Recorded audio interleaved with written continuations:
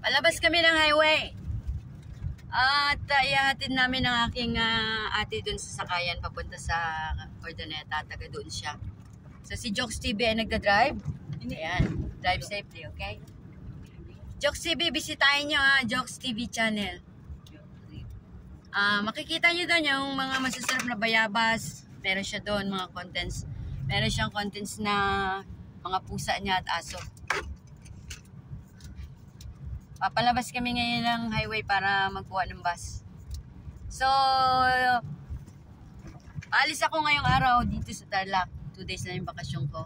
And I really have a nice time with them. Masaya kasi nagkaroon ng chance na magkasama kami ulit for 2 days. It's fine.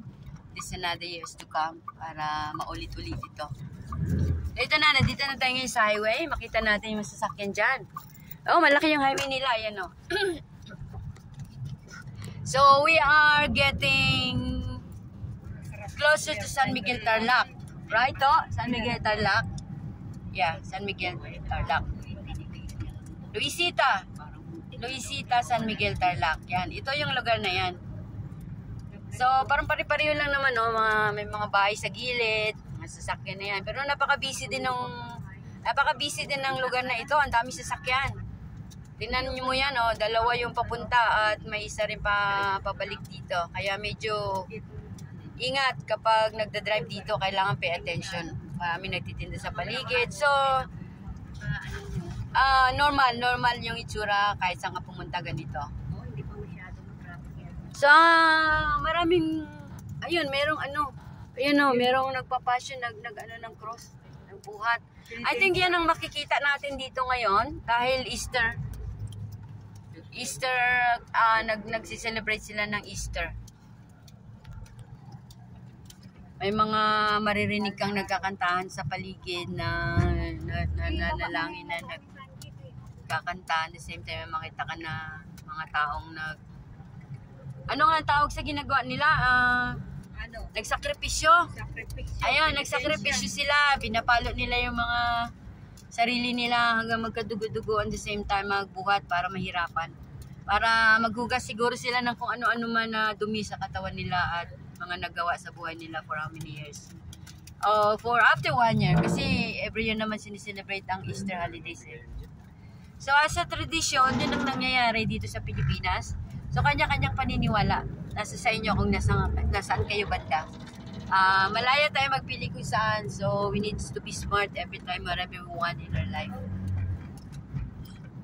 Okay, so for now, yan na naman mong masishare ko sa inyo sa biyahe namin ngayon. At masaya si Jancy Vlog having my family here.